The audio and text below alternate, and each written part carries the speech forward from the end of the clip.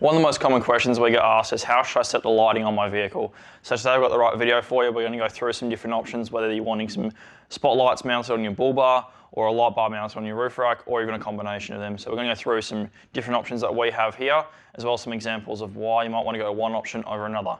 So let's get into it.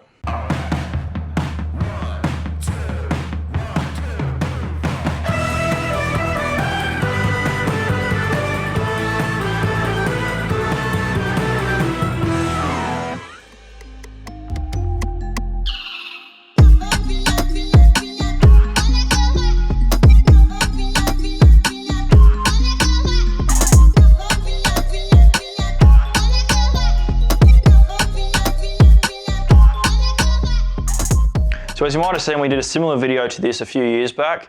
We're just going back, doing a refresh with some of the new lights we have here, as well as some of the new options that are out there in the market. Some things have changed about what might be the best option for you.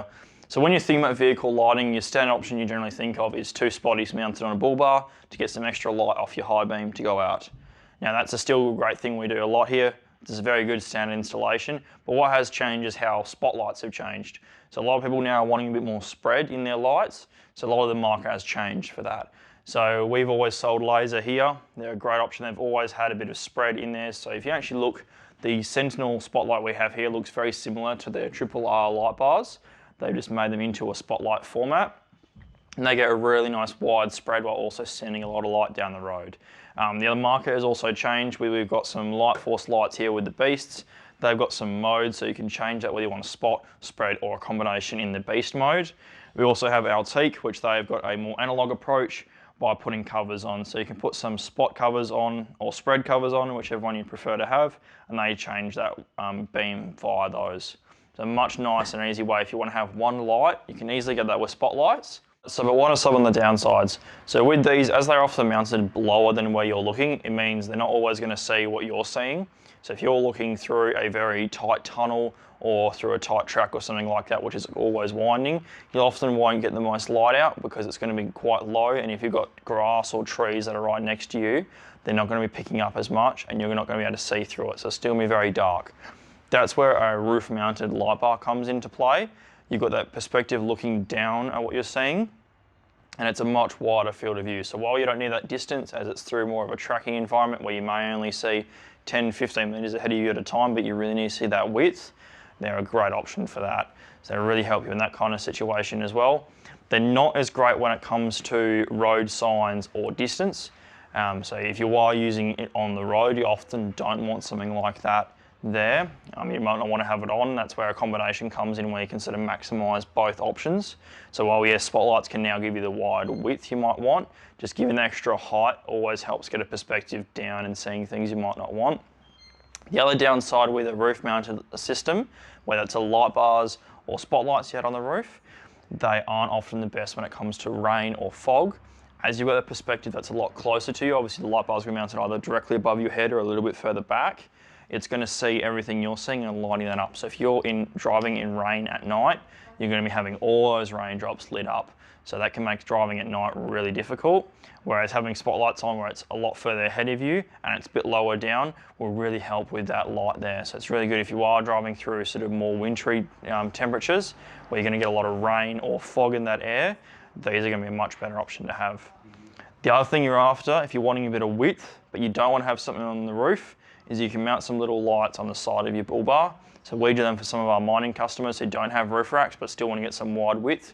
We often mount these linear 6s on the corners of their bull bars underneath the headlights, so they're directly angled out sideways and get that wide spread. So they help with spotlights, which will do the direct line down the road, but if you want to get some wide width, that'll help you from that point of view from there. If it was me and I was looking for one setup to only have one light bar by itself, I'd probably look at either the Sentinels, having a pair of them on my bull bar, or one of these RRRs. They've got the RRR Elite 24 Plus out now, which is a very wide light bar with multiple different colors. That's a really great option if you're just wanting one light to do it all. But it really comes down to what your driving conditions are. If you just stay on the road with a caravan and you're never going to go off-road, two spotlights can easily do you. But if you're going to do a lot of off-road tracks, then you get a lot of vertical width as well. If you're doing a lot of dunes, a lot of hills where you want to get a lot of vertical width as well. Something like a light bar mounted on the roof rack will really help you get that wider beam but not as much distance. One other thing to keep in mind when looking at lights is looking at the specs, but also looking at the specs in the correct way. So a lot of people look at raw lumen output. While that is a good idea to show you exactly how much light these lights will put out, they're not often going to give you a good comparison. So while one light, a cheaper grade light, could put out the same lumens as, let's say, one of the laser sentinels, it might not put it out the same distance. So really when you're looking at the distance at what it gets that, so the 1 lux distance, which is really useful to get, but also looking at color temperature. So a lot of lights out there, the last few years people loved the lighter colors, so the 6,000, 6,500 Kelvin, but a lot of people are now realizing that that is not the best for continuous night driving. So that does a lot for eye fatigue and really fades that color away, makes everything really whitewashed and doesn't really help you see at night. So if you're doing continuous nighttime driving, you want to look at a lower Kelvin light.